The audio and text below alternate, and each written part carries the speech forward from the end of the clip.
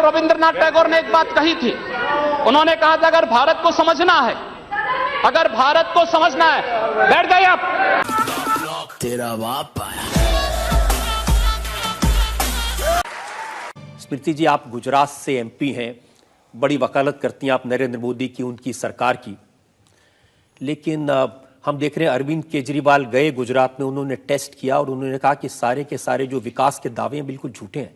गुजरात में विकास कितना होता है इंसान का, उसका एक प्रमाण मात्र आप अरविंद केजरीवाल में ही देख सकते हैं, क्योंकि दिल्ली में घूम रहे थे वैगनआर में, लेकिन गुजरात से लौटे तो प्राइवेट जेट में।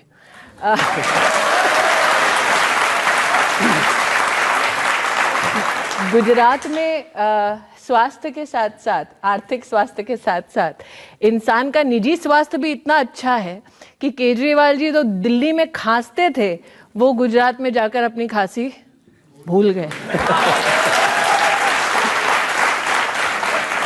स्मृति जी, उनकी वो चिट्ठी है मेरे पास में जो उन्होंने नरेंद्र मोदी के लिखी है, वो तो मिलना चाहते थे और मोदी जी उनसे मिले नहीं। जो अच्छी नियत के साथ आए सवालों के जवाब ढूंढने के लिए, उनका हम लोग स्वागत करते हैं। लेकिन जब इंसान की नियत में खोट साफ सार्वजनिक दिखाई देती है, तब इंसान क्या करे? और इसका एक और प्रमाण मैं आपको देती हूँ। केजरीवाल जी एक पॉलिटिकल स्टंट करने गुजरात गए थे, और अगर वो कहते हैं कि वो मिलना चाहते थे, तो प्रश्न ये उठता है फिर उन्होंने दिल्ली में एक लाइव ऑडियंस के बीच में समय पहले से ही निर्धारित क्यों कर दिया? इसका मतलब साफ था कि केजरीवाल जी जानते थे कि मैं अपने साथ कुछ मीडिया के बंधुओं को ले जाऊंगा, थोड़ा बहुत अहमदाबाद में तमाशा करूंगा, क्योंकि मेरी प्राथमिकता सवालों के जवाब ढूंढना नहीं था। मेरी प्राथमिकता था कि मैं देश की राजधानी में आकर कॉन्क्लेव में बैठकर मोदी जी को गाली दूंगा, और अगर थोड़ा वक्त बचेगा तो दिल्ली आके वापस खासूंगा। जेब में था चिल्लर, साथ वाले किल्लर। जैसे कि हम तारे ज़मीं पर मूवी में दर्शीन रावल का जो भी क्रिएटिविटी लेवल था वो काफी अच्छा था। तो कोई 40-50 साल के बच्चे को भी ये योजना काम आएगी?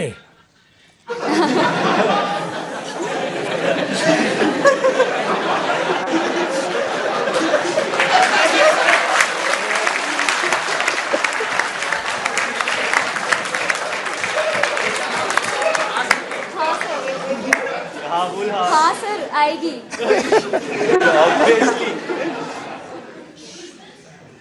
तो सर बेसिकली फिर तो ऐसे बच्चों की माँ बहुत खुश हो जाएगी।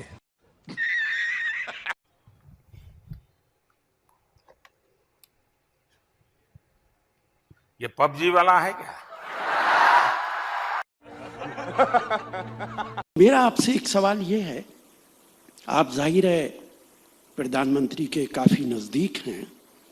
कहा जाता है कि देश के अंदर कुछ हुआ हो ना हुआ हो, विदेश के अंदर भारत की इज्जत बहुत बड़ी है जब से मोदी जी प्रधानमंत्री बने। गूगल को टाइप करके देखिए, गूगल के अंदर स्टूपिड टाइप करके देखिए, उसमें आता है कि दुनिया का सबसे stupid prime minister Narendra Modi ji है। शर्म से सर झुक जाता है। गूगल से पूछा हमारे आपके, अरे कहना क्या चाहते हो? ID Google. एक मिनट,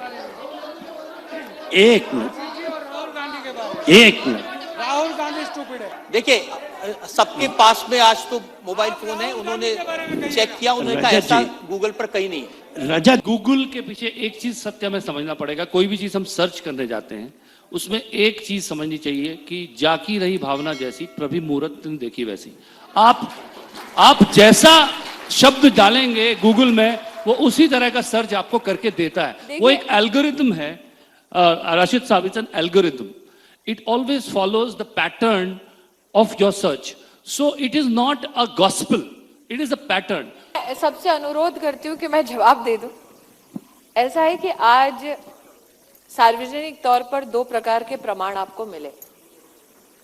एक कि जो कांग्रेस में नरेंद्र मोदी को पत्थर मारेगा, जो कांग्रेस में नरेंद्र मोदी पे थूकेगा, वो आज कांग्रेस का लाडला हो जाएगा, इस बात का ये प्रमाण है।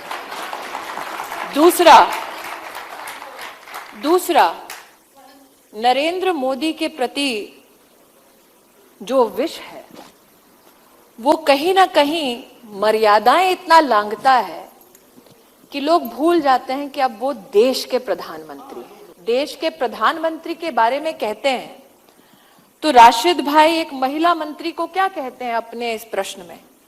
सुना जाता है कि आप मोदी जी के बड़े करीब हैं।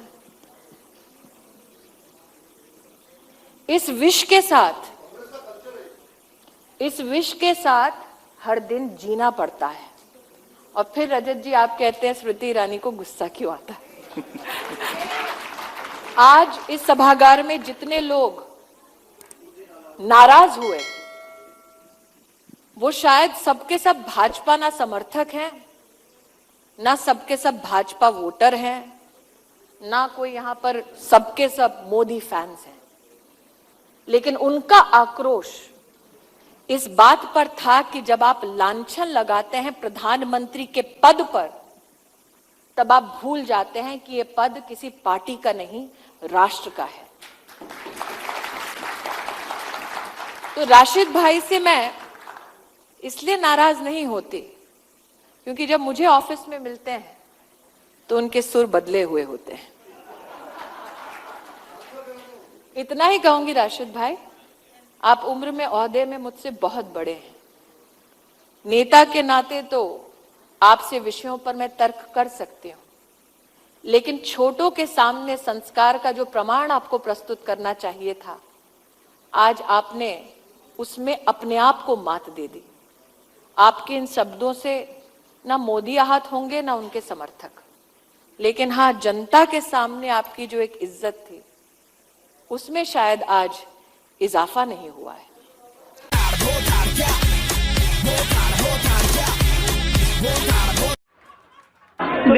लेकिन एक चीज बताइए, विवाद आपके साथ है।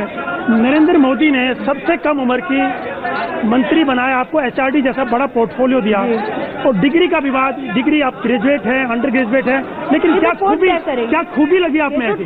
क्या वजह थी? आप एक तो मेरा एक सेकंड नहीं, सुनिए जवाब। एक सेकंड रुकिए, मैं आपसे पूछना चाहती हूँ अशोक जी। एक सेकंड, महिलाएं यहाँ बैठी हैं, अगर मैं महिलाओं को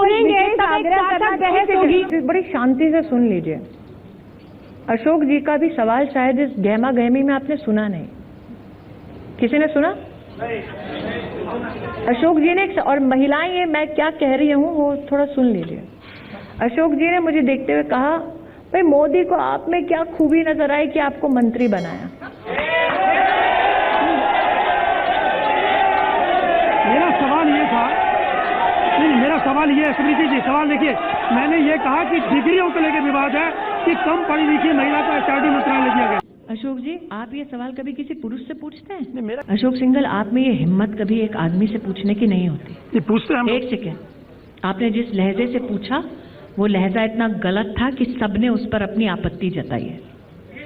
ये कभी किसी औरत से ऐसे पूछते नहीं है। अगर आपका इशारा कुछ और है तो मैं उसका खंडन करती हूँ। मैं यहाँ हूँ क्योंकि मेरा अपना एक बहुत सफल करियर मीडिया में रह चुका है। मैं यहाँ हूँ क्योंकि मैंने अपने पिता के नाम का सहारा लेकर इस समाज में और देश में अपनी जगह नहीं बनाई है, अपने पुरुषार्थ से, अपनी मेहनत से बनाई है। मैं क्लियर कर दूं, मैंने क्या सवाल पूछा था? मैंने ये कहा राज्यसभा हारी आप। हूँ क्योंकि आज मैं गुजरात की राज्यसभा की प्रतिनिधि हूँ। देश की राज्यसभा में सबसे कम उम्र की महिला मैं हूँ। कम उम्र में सफलता की शिखर पर पहुंचना ये अभिशाप नहीं है। कोई अभिशाप नहीं है। किसी गांधी परिवार में जन्म ना लेना ये अभिशाप नहीं है। कि आप और एक लड़की जो एक ऐसे परिवार में पैदा होती है जिसके माता पिता का पहला घर तबेले के ऊपर एक कमरा होता है, उसका भारत में कैबिनेट मंत्री बनना अपराध नहीं है। कोई अपराध नहीं है।